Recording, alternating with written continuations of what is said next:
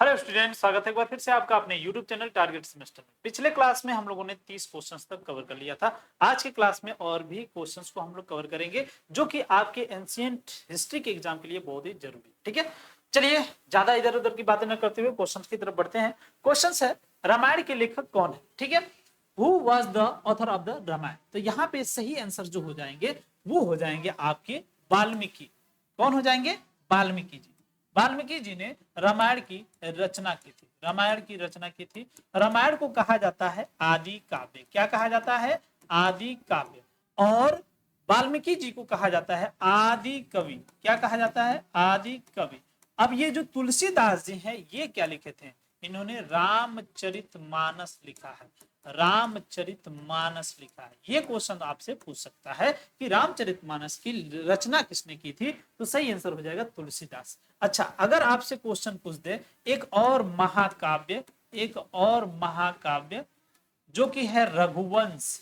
रघुवंश, इसकी रचना किसने की थी? एक और महाकाव्य रघुवंश की रचना किसने की थी? तो सही आंसर यहाँ पे हो जाएगा कालिदास। कौन हो जाएंगे? कालिदास। ठीक है ना, कालिदास ने रघुवंश नामक जो ग्रंथ है इसकी रचना की थी। अब एक और है कंबन महोदय। कौन है? कंबन महोदय। ये बेसिकली तमिलनाडु से संबंधित है। ठीक है, और इन्होंने तमिल रामायण लिखा था और तमिल रामायण का नाम था रामावतारम। ठीक है ना, इन्होंने ये कहां से संबंधित है? ये संबंधित है तमिल से। कहां से? तमिल से, तमिलनाडु से। इन्होंने तमिल में पुस्तक लिखी थी, तमिल रामायण लिखा था। तमिल रामायण का नाम क्या था भाई? रामावतारम। रामावतारम। ठीक है, ये भी आपको याद रखना है। व्यास ने क्या लिखा था? व्यास ने महाभारत लिखा था। महाभारत लिखा था। और इसे जय संहिता भी हम लोग कहते हैं। इसमें 18 पर्व हैं, ये भी याद रखना है। 18 पर्व हैं। ठीक है, जय संहिता इसका दूसरा नाम है। और वेद व्यास ने और भी कुछ किया था। क्या? वेद का संकलन किया था। वेद का संकलन करने का भी काम इन्होंने किया था। ठीक है, तो ये सब क्वेश्चंस यहाँ से बन सकते थे जो कि आपके लिए बहुत जरूरी हैं। तो चलिए यहां तक की चीजों को कवर करके हम लोग नेक्स्ट क्वेश्चंस की तरफ आगे बढ़ जाते हैं। क्या यहां तक की बातें किसी को कोई दिक्कत है क्या? अगर नहीं दिक्कत है बाबू, स्क्रीनशॉट ले लो, आगे बढ़ जाते हैं। ठीक है, स्क्रीनशॉट ले लो, आगे बढ़ जाते हैं। चलिए नेक्स्ट क्वेश्चन देख लेते हैं। नेक्स्ट क्वेश्चन कह रहा है बुद्ध चरित के लेखक कौन है? बुद्ध चरित के लेखक कौन है? तो यहाँ पे सही आंसर हो जाएंगे बुद्ध चरित के लेखक अश्वघोष। कौन हो जाएंगे? अश्वघोष। अश्वघोष। ठीक है ना, अश्वघोष बेसिकली एक बुद्धिस्ट विचारधारा को मानने वाले एक वो थे, बौद्ध, ये क्या बोलते हैं, बौद्ध भिक्षु थे। बौद्ध भिक्षु थे और इन्होंने मतलब कुषाण राजा के अंतर्गत रह करके विभिन्न प्रकार के कार्यों को कार्य किया था और संस्कृत नाटक के जनक भी माने जाते हैं। ठीक है, कुषाण राजा के अंतर्गत थे।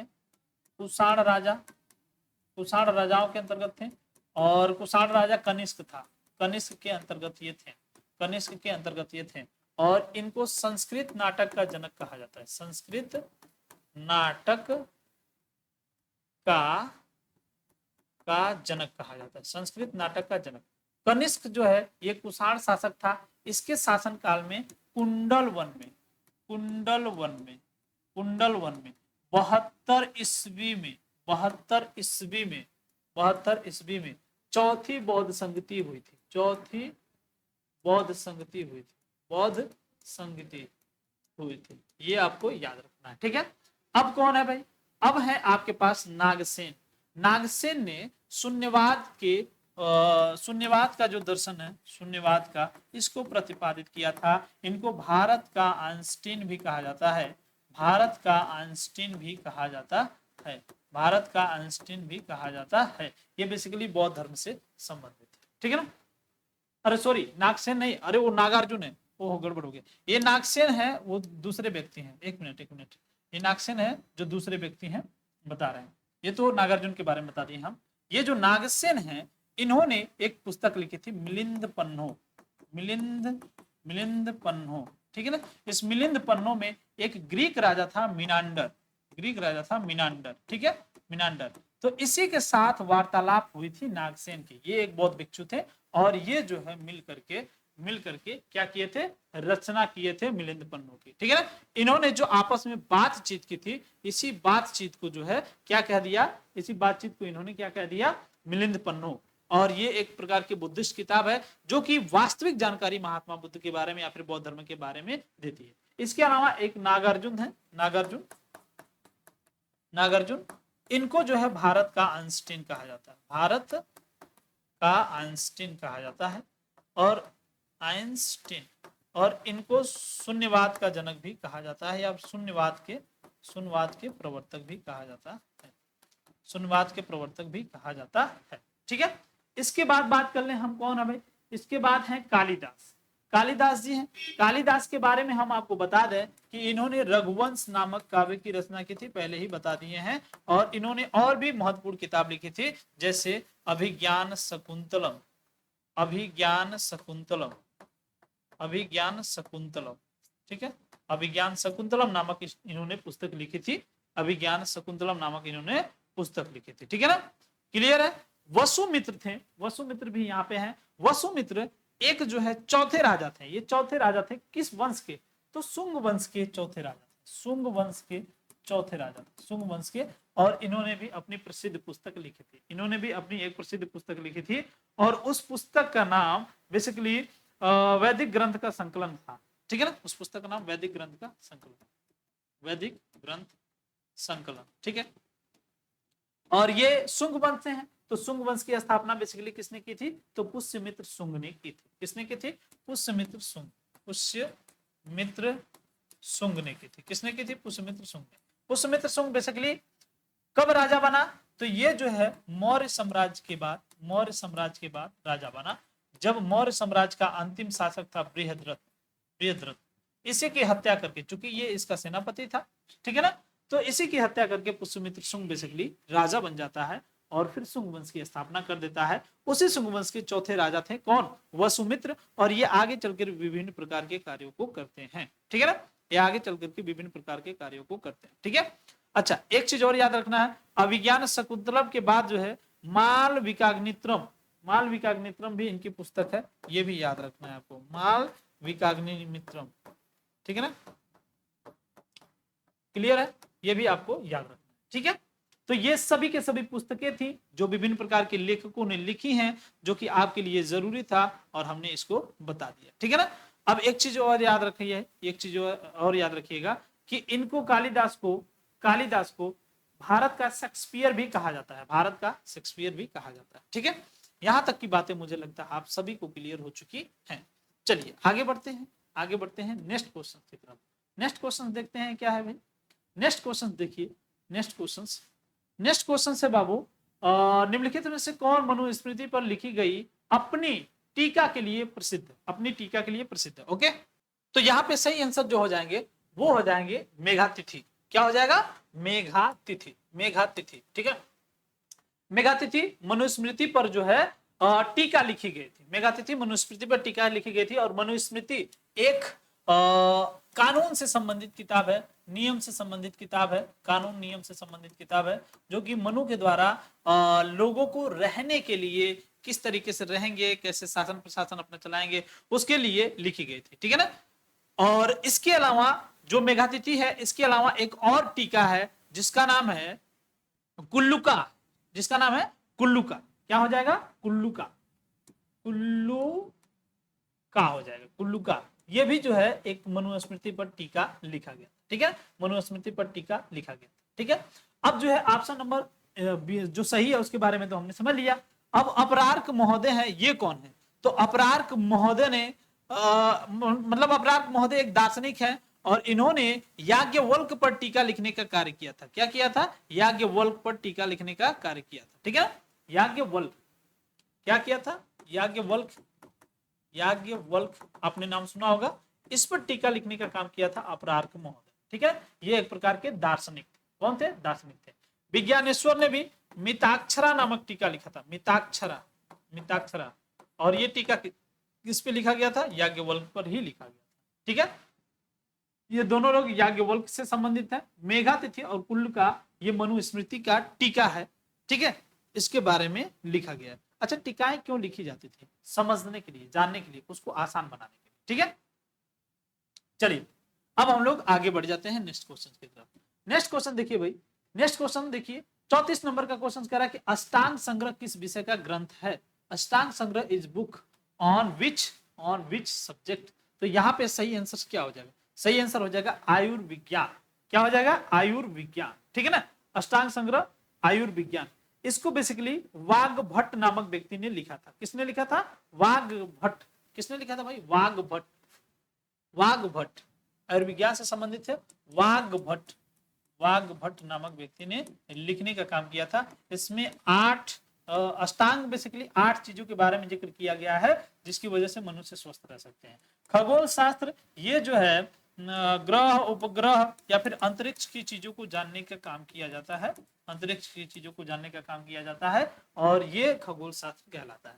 दर्शन के बारे में भाई फिलोसफी पूरी तरीके से झाड़ी जाती है। अध्यात्म की चीजों को बताया जाता है, ये आप जानते हैं। राजशास्त्र के अंतर्गत जैसे अर्थशास्त्र नामक पुस्तक लिखी गई है ना, तो अर्थशास्त्र नामक पुस्तक लिखी गई है, ये मौर्य शासन काल के संबंधित है। ठीक है, तो उसी तरीके से राजशास्त्र एक शासन करने की विधि या फिर तरीका होता है। ठीक है, चलिए यहां तक की बातें क्लियर हो चुकी हैं, तो यहां तक की बातों में कोई दिक्कत आपको नहीं। चलिए अब नेक्स्ट क्वेश्चन की तरफ बढ़ते हैं। 35 नंबर का क्वेश्चन देखो बाबू, 35 नंबर का क्वेश्चन क्या कह रहा है? 35 नंबर का क्वेश्चन कह रहा है निम्नलिखित में से कौन जैन धर्म का प्रथम तीर्थंकर है? Who among the following was the first Tirthankars of Jainism? तो जैनिज्म का जो पहला तीर्थंकर है वो हो जाएंगे आपके ऋषभनाथ। इनको आदिनाथ के भी नाम से जाना जाता है। किसके नाम से जाना जाता है बाबू? आदिनाथ के नाम से भी जाना जाता है। ठीक है, और उसके बाद है नेमिनाथ। नेमिनाथ जो है अरिष्ट नेमी भी इन्हें हम लोग कहते हैं। अरिष्ट नेमी, क्या कहते हैं? अरिष्ट नेमी। और ये 23वें तीर्थंकर थे। और ये जो है आप नहीं, ये 22वें थे, ये 22वें थे। पार्श्वनाथ 23वें थे। ठीक है, और ये पहले थे। महावीर 24वें तीर्थंकर थे। ठीक है ना, महावीर 24वें तीर्थंकर थे। ठीक है ना, अब एक क्वेश्चन पूछता है कि सभी तीर्थंकरों में से कौन तीर्थंकर थे जिनका वेदों में चर्चा मिलता है? तो जो अरिष्ट नेमी और ऋषभनाथ है इनका वेदों में चर्चा मिलता है। वेदों में चर्चा मिलता है, इस बात को आपको याद रखना। ठीक है, अब थोड़ा सा इनके बारे में बात कर लेते हैं। तो महावीर स्वामी जो है जैन धर्म के वास्तविक संस्थापक माने जाते हैं। वास्तविक संस्थापक माने जाते हैं। टोटल गुरु कितने हुए भाई? टोटल गुरु हो गए आपके 24। ठीक है, 24 गुरु। ठीक है, अब देखिए इसमें जो है ये जो जैन धर्म है इसमें महत्वपूर्ण पुस्तकें जो थी आगम थी, कल्पसूत्र थी और भगवती सूत्र, जिसमें से भगवती सूत्र है इसमें महाजनपद के बारे में जानकारी मिलती है। आपसे क्वेश्चन पूछेगा कि कौन सी जैन धर्म की वो किताब है जिसमें महाजनपदों के बारे में जानकारी मिलती है? तो सही आंसर यहाँ पे हो जाएगा आपका भगवती सूत्र। ठीक है ना, भगवती सूत्र। ठीक है, यहां तक की बातें क्लियर हो गई। अब देखिए एक चीज और याद रखना है, कभी कभी दूसरे जो संस्थापक थे उनको भी पूछ लेता है। तो दूसरे जो संस्थापक थे वो अजीतनाथ थे। कौन थे? अजीतनाथ थे। ठीक है, अच्छा यहां तक की बातें अगर आपको क्लियर हो चुकी हैं तो कुछ और इंपॉर्टेंट क्वेश्चंस हम आपको जैन धर्म से संबंधित बता देते हैं। कभी कभी पूछ लेता है जो महावीर है इनका जन्म कहाँ हुआ था? तो महावीर का जन्म कुंडग्राम में हुआ था, वैशाली के कुंडग्राम में हुआ था। ठीक है, इनको जो ज्ञान प्राप्त हुआ था ऋजुपालिका नदी पर इनको ज्ञान प्राप्त हुआ था, ये भी आपको याद रखना है। निरंजना नदी पर किसको ज्ञान प्राप्त हुआ था? महात्मा बुद्ध को। ठीक है ना, महाबोधि वृक्ष के पास। ठीक है, अच्छा एक क्वेश्चन और पूछता है इनके माता का नाम। तो माता का नाम त्रिशला था। इनकी माता किस वंश से संबंधित थी? तो लिच्छवी वंश से संबंधित थी। ये क्वेश्चन पूछ सकता है, लिच्छवी वंश से संबंधित। ठीक है ना, इनके पिता का नाम सिद्धार्थ था। क्या था? सिद्धार्थ था। ठीक है, अच्छा ये जिन्न कब कहलाए? जिन्न कब कहलाए? जब इनको पूरा ज्ञान प्राप्त हो गया तब ये जिन्न कहलाए। और ज्ञान प्राप्त होने की प्रक्रिया को कहा जाता है कैवल्य। जब इनको कैवल्य प्राप्त हो गया तो ये जिन्न कहलाए। और जिन्न का मतलब होता है कि पूरी तरीके से जो आम जिंदगी है उससे मुक्त हो जाना। ठीक है ना, आम जिंदगी जो है उससे मुक्त हो जाना। ठीक है, कभी कभी इनका प्रतीक चिन्ह पूछ लेता है। तो प्रतीक चिन्ह इनका याद रखिएगा सिंह होता है। प्रतीक चिन्ह इनका क्या हो जाएगा? सिंह होता है। ऋषभदेव जी का प्रतीक चिन्ह बैल हो जाएगा, वृषण हो जाएगा। ठीक है, तो मुझे लगता है कि अब ये जो जैन धर्म है, इससे रिलेटेड कुछ इंपॉर्टेंट बातें जो कि आपके लिए जरूरी थी वो हमने बता दी। अब हम लोग नेक्स्ट क्वेश्चन की तरफ पहुंच जाते हैं। चलिए नेक्स्ट क्वेश्चन क्या है? नेक्स्ट क्वेश्चन क्या है? यहाँ पे ध्यान दीजिए, यहाँ पे ध्यान दीजिए। वैदिक आर्य किस देवता की पूजा नहीं करते थे? तो इंद्र की पूजा करते थे, पशुपति की नहीं करते थे, वरुण की करते थे, मारुत की करते थे। ठीक है ना, वरुण और मारुत की पूजा करते थे। ठीक है, इंद्र देवता इनके लिए सबसे प्रमुख देवता थे, जो कि किससे संबंधित है भाई? तो ये जो है युद्ध से संबंधित देवता थे, वर्षा के देवता थे, बिजली के देवता थे। मारुत जो है ये पर्वत के देवता माने जाते थे। ठीक है ना, वरुण जो है वायु, एक तरीके से वायु के देवता माने जाते थे। पशुपतिनाथ की पूजा सिंधु घाटी सभ्यता में की जाती थी। सिंधु घाटी सभ्यता में, सिंधु घाटी की सभ्यता में की जाती थी पशुपतिनाथ की पूजा। ठीक है, अच्छा। इंद्रदेव के लिए वैदिक जो ग्रंथ है, वैदिक ग्रंथ, वैदिक ग्रंथ कितने हैं भाई? वैदिक ग्रंथ बेसिकली 4। कितने हैं? 4। 4। ठीक है, वैदिक ग्रंथ कितने हैं? 4। पहला जो ग्रंथ है वो है बाबू आपका ऋग्वेद। क्या हो जाएगा? ऋग्वेद। पहला ग्रंथ ऋग्वेद। ठीक है, दूसरा ग्रंथ क्या हो जाएगा? यजुर्वेद। क्या हो जाएगा? यजुर्वेद। ठीक है, यजुर्वेद। तीसरा ग्रंथ क्या हो जाएगा? सामवेद। सामवेद। और चौथा, चौथा क्या हो जाएगा? अथर्ववेद। अथर्ववेद। ठीक है, अब आपसे क्वेश्चन पूछता है, क्वेश्चन पूछता है कि कौन सा सबसे प्राचीन वेद है? ऋग्वेद। कौन सा सबसे नया वेद है? अथर्ववेद। ठीक है ना, अब ये भी पूछता है कि इसके पाठकर्ता कौन है? तो इसके होत्री, इसके अर्धवयु, अर्धवयु। ठीक है, अर्धवयु। इसके ब्राह्मण, ब्राह्मण। ठीक है ना, इसके उद्गाता, उद्गाता। ठीक है ना, इसके उद्गाता। ठीक है ना, सामवेद के उद्गाता। अब पूछेगा कि किस किस वेद में क्या क्या वर्णन। ठीक है ना, तो ऋग्वेद में बाबू 10 मंडल है, 1028 सूक्त है, 10,462 ऋचाएं। ठीक है ना, तो इसमें बहुत कुछ वर्णन है। ये प्राचीन ग्रंथ है। इसी में सोम देवता का उल्लेख है 9वें मंडल में, इसी में इंद्रदेव का उल्लेख है, इसी में अग्नि देवता का उल्लेख है।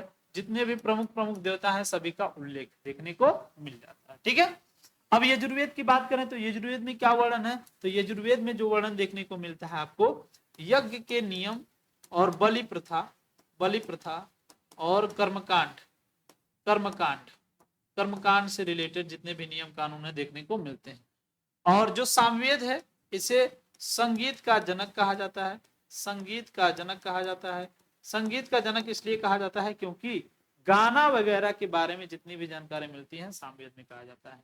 क्वेश्चन पूछता है कि आम आदमी के बारे में जानकारी कहां से मिलती है? तो अथर्ववेद से, सबसे नया वेद है। और ये जो है अपने आप में पूरी तरीके से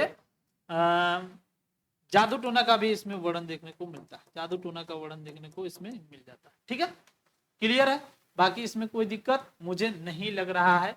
इंद्र देवता को 250 मंत्र समर्पित है, 200 मंत्र समर्पित है अग्नि देवता को।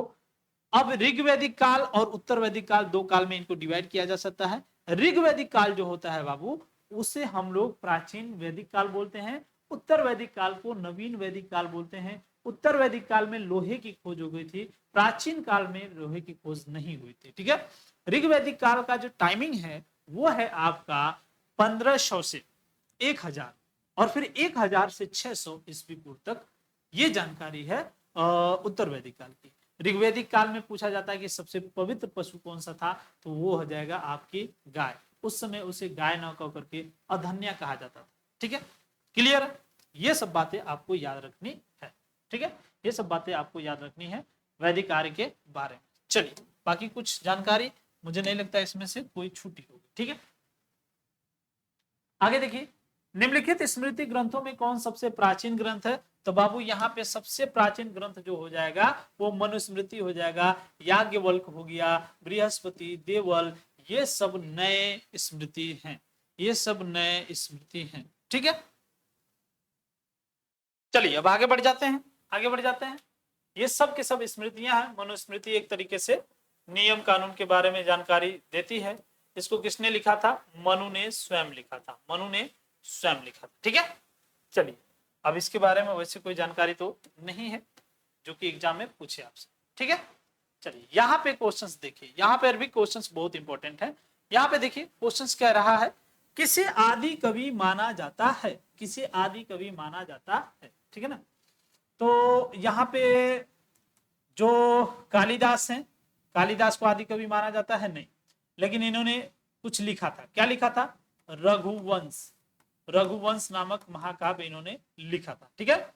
और इनकी अन्य रचना अभिज्ञान शकुंतलम, मालविकाग्नित्रम, ये भी लिखा गया था। कल्हड़ बेसिकली कश्मीर से संबंधित है, कश्मीर से संबंधित है। और इन्होंने राज तरंगड़ी नामक ग्रंथ लिखा था, ठीक है, राज तरंगड़ी नामक ग्रंथ लिखा था। और सही आंसर यहाँ पे हो जाएगा वाल्मीकि। वाल्मीकि जी को आदि कवि कहा जाता है। क्या कहा जाता है? आदि कवि कहा जाता है। वाल्मीकि जी को आदि कवि। और रामायण को महाकाव्य कहा जाता है या फिर आदि काव्य भी कहा जाता है।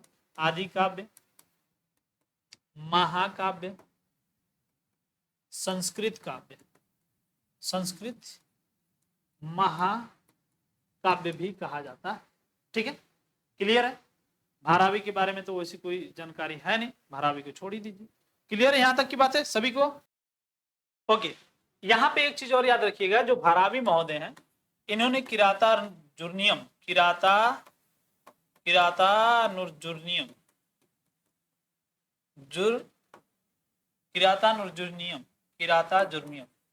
किराताजुर्मियम नामक पुस्तक लिखने का काम किया था, ठीक है। बस यही आपको याद रखना है, ठीक है। अब ये क्वेश्चन देखिए, Periplus of the Erythraeans, Sea के लेखक कौन है? Who was the author of the Periplus of the Erythraean Sea, ठीक है। तो यहाँ पे एक अज्ञात यूनानी लेखक था, एक अज्ञात यूनानी लेखक था जिसने इसको लिखने का काम किया था। अज्ञात यूनानी लेखक मतलब पता नहीं चल पाया कि कौन वो व्यक्ति था जिसने लिखा था, ठीक है ना। अब यहाँ पे एक बात याद रखिएगा, जो स्ट्रोबो महोदय थे ये भूगोलवेत्ता थे, ठीक है। कौन थे भाई? स्ट्रेबो महोदय, ये भूगोलवेत्ता थे, ठीक है। और इनका जन्म मध्य एशिया में हुआ था, बेसिकली ये मध्य एशिया से संबंधित थे। और इन्होंने एक पुस्तक लिखी थी। ये कौन थे? भूगोलवेत्ता थे, भूगोलवेत्ता थे, ठीक है। और इन्होंने पुस्तक लिखी थी जियोग्राफिया, जियोग्राफिया, जियोग्राफी, ठीक है ना। मेगास्थनीज के बारे में थोड़ा सा मैं जानकारी दे दूं, प्लूटार्क के बारे में भी जानकारी आपको होनी चाहिए। प्लूटार्क के बारे में इतना याद रखिएगा कि उन्होंने 2 पुस्तक लिखी थी, समानांतर जीवन और मुरलिया, समानांतर जीवन और मुरलिया, ये भी यूनान का ही था, ठीक है। प्लूटार्क यूनान का समानांतर जीवन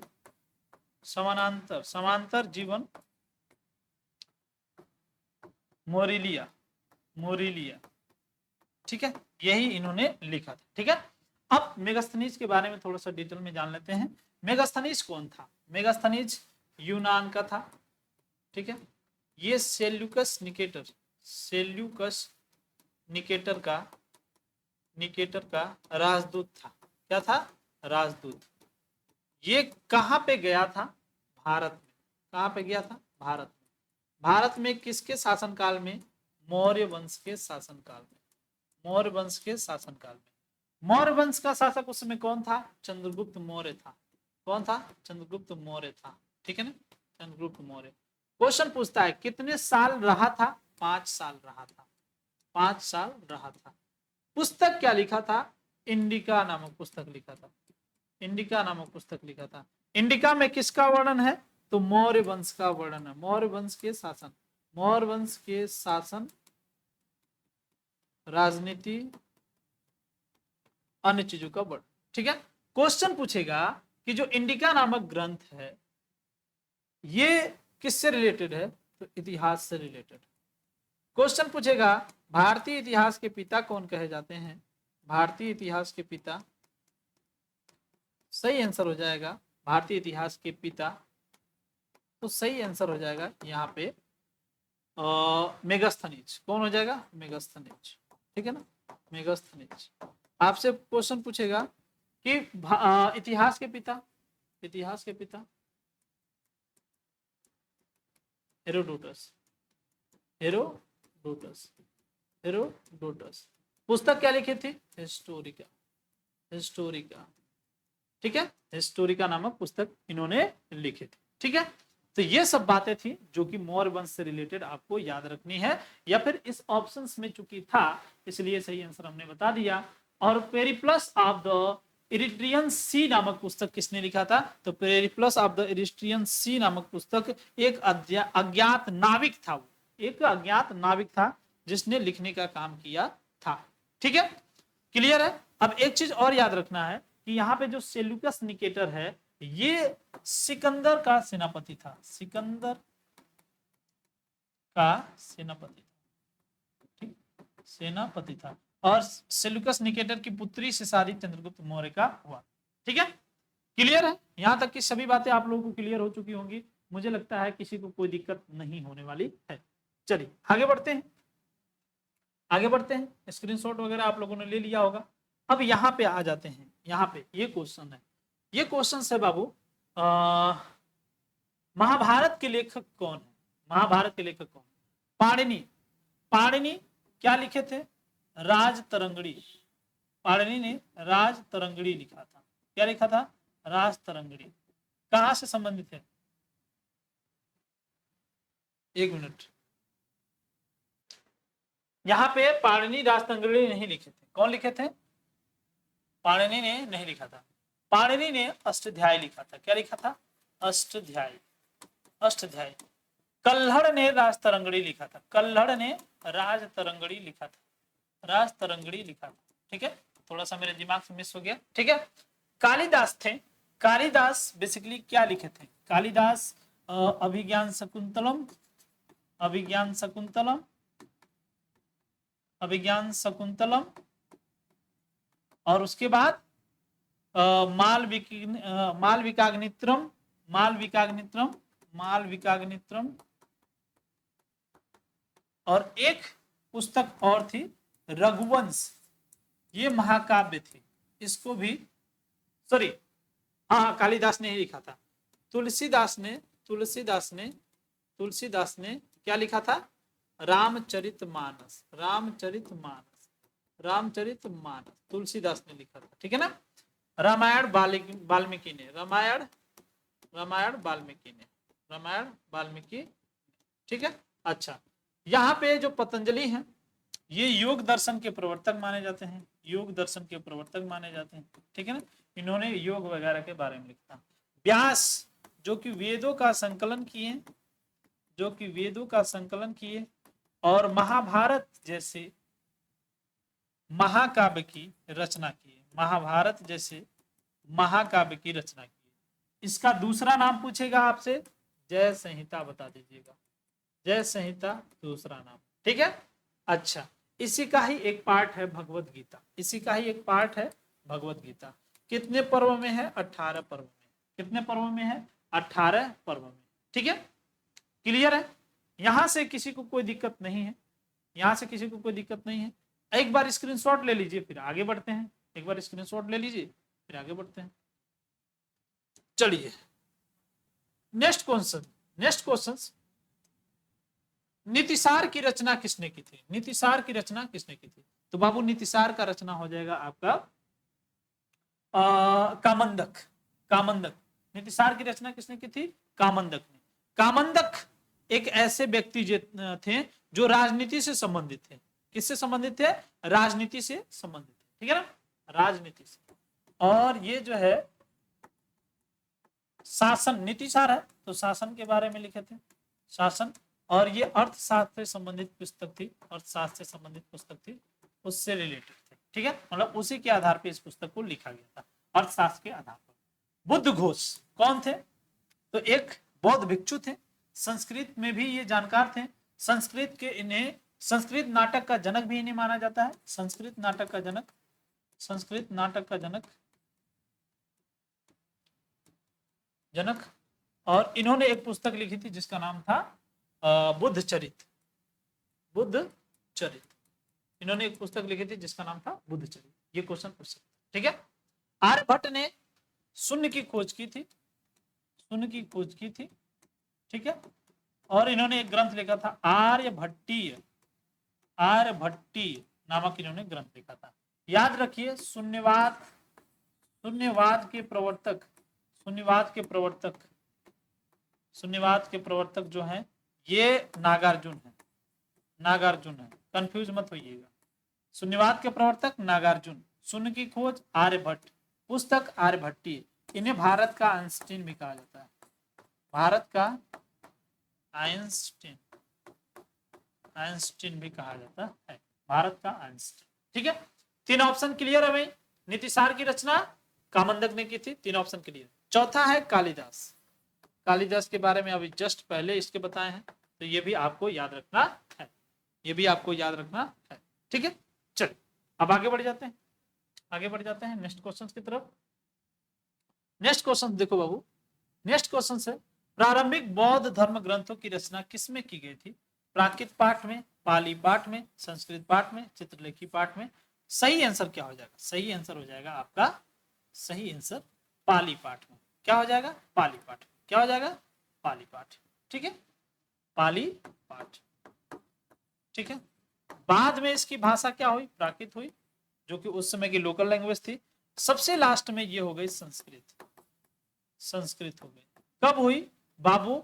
जब बौद्ध धर्म की रचना 2 पार्ट्स में हो गई, मतलब बौद्ध धर्म डिवाइड हो गया 2 पार्ट्स में। ठीक है ना, एक हीनयान, हीनयान और दूसरा महायान, महायान। बौद्ध धर्म 2 पार्ट्स में आगे चल के डिवाइड हो गया, हीनयान और महायान में डिवाइड हो गया। ठीक है, हीनयान की भाषा पाली ही रह गई, इनकी भाषा संस्कृत हो गई, संस्कृत हो गई। ठीक है, अगर हम बात करें हीनयान के बारे में, तो ये लोग महात्मा बुद्ध को एक महापुरुष मानते थे, ओनली महापुरुष।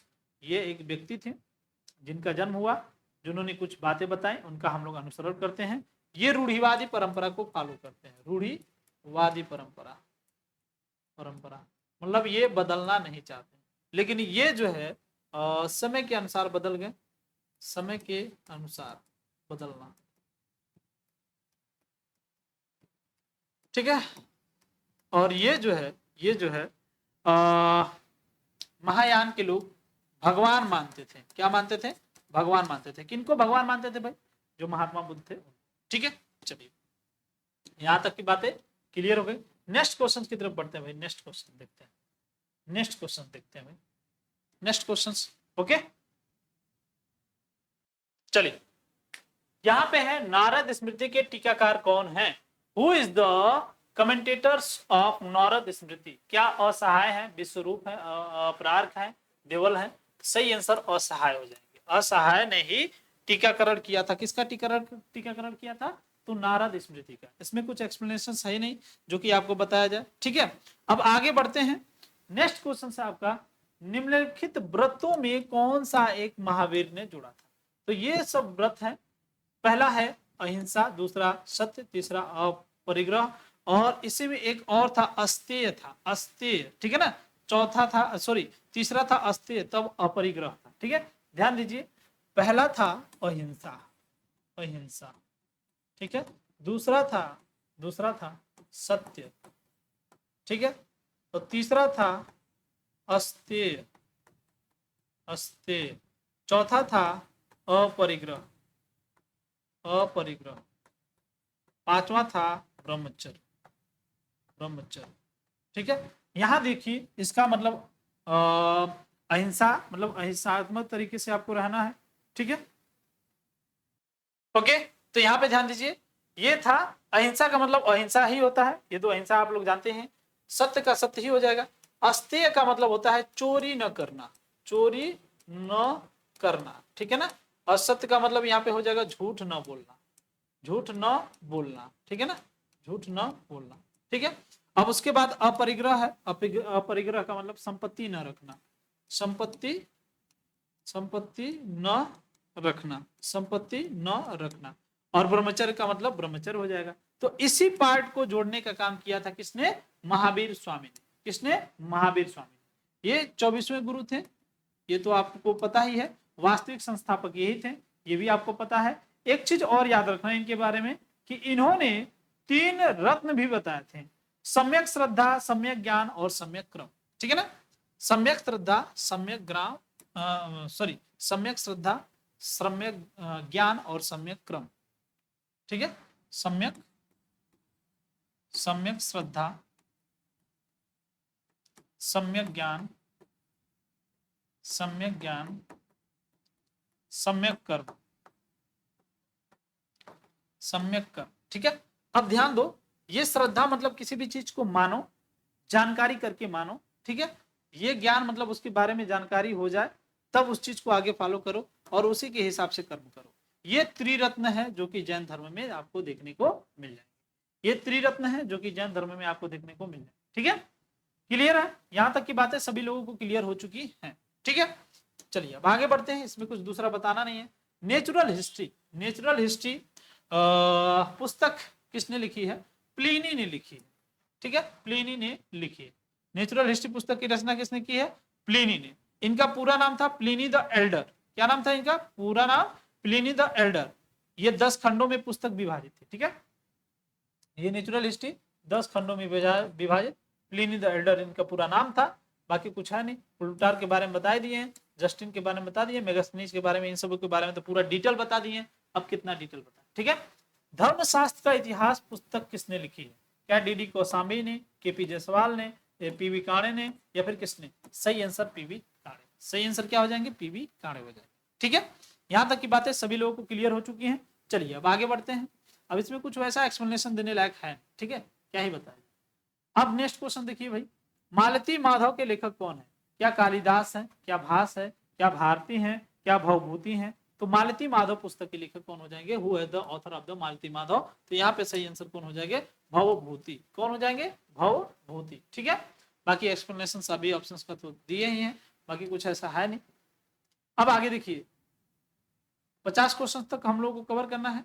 ठीक है, तो यहाँ पे ध्यान दीजिए, जैन धर्म में कुल कितने तीर्थंकर हुए? तो 24 तीर्थंकर हुए, जबकि बता दिए हैं। जैन धर्म में जिन शब्द का अर्थ क्या है? तो जिन शब्द का अर्थ होता है विजेता। क्या होता है? विजेता। जिन शब्द का अर्थ होता है विजेता। जब कैवल्य प्राप्त हो जाता है, कैवल्य प्राप्त हो जाता है यानी कि ज्ञान प्राप्त हो जाता है, तो लोग जिन्न बन जाते हैं। क्या बन जाते हैं? जिन्न। जिन्न मतलब विजेता। विजेता, विजेता का मतलब हम अपने सभी उन कर्मों पर विजय प्राप्त कर लिए जो कि हमें कहीं ना कहीं मोक्ष से दूर कर रहे हैं। ठीक है, बस यही मतलब होता है।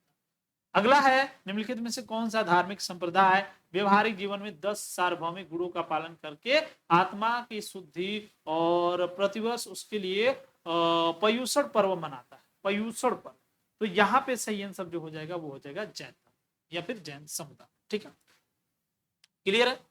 तो यहाँ पे 50 क्वेश्चंस आज के इस लेक्चर्स में हम लोगों ने कवर कर लिया, बाकी फिर 50 क्वेश्चंस और भी लेक्चर्स में कवर करेंगे। ठीक है, तो आज के लेक्चर में सिर्फ इतना ही, मिलते हैं नेक्स्ट क्लास में। तब तक के लिए टाटा बाय बाय।